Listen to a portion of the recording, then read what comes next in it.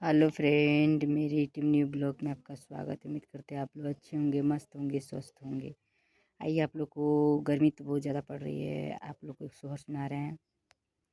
सबको अच्छा लगेगा तो कमेंट कीजिएगा, लाइक कीजिए, सब्सक्राइब कीजिएगा। छोटा सा कोशिश कर रहे हैं, छोटा सा एक प्रयास कहना है। जुग जुग जिए सुललनवा भवनवा के भाग जागल होए, ललना लाल हुई है। फूलवा के दीपक मनवा में आस लागल हो। जुग जुग जिए सुललनवा भवनवा के भाग जागल होए, ललना लाल हुई है। कुलवा के दीपक मनवा में आस लागल हो। आजू के दिनमा सोहावन रतिया लोभावन हो। ललना दीदिया के होरिला जनमले महलिया उठे सोहर हो। आजू के दिनमा सोहावन रतिया लोभावन हो।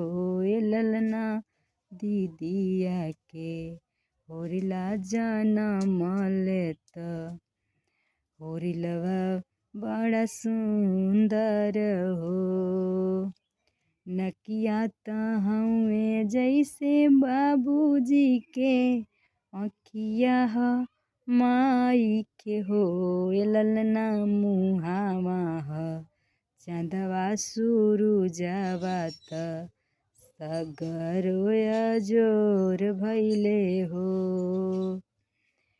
नकिया त हउए जैसे बाबूजी के अखिया ह माई के हो।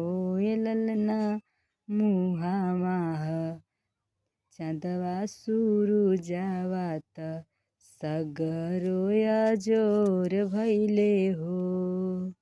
जुग जुग जिए सुललनवा भवनवा के भाग जागल हो। ललना लाल हुई है। कुलवा के दीपक मनवा में आस लागल हो। सासु सोहागिन बड़ी भागिनियन धन लुटावेली हो। ललना दुआरा प बाजेला बधइया, आंगनमा उठे सोहर हो।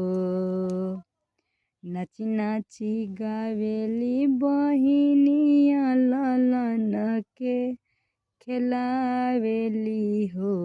ललना हंसी हंसी चिहुकी चलावेली, रस बरसावेली हो। जुग जुग जिए सुललनवा भवनवा के भाग जागल हो। ललना लाल हुई है। कुलवा के दीपक मनवा में आस लागल हो। अच्छा लगेगा तो कमेंट कीजिएगा, लाइक कीजिएगा, सब्सक्राइब कीजिएगा, शेयर कीजिएगा और सपोर्ट कीजिए कि हम भी छोटा सा कोशिश करके कुछ यूट्यूब से पैसे कमा के हम भी अपना छत खड़ा कर सकें।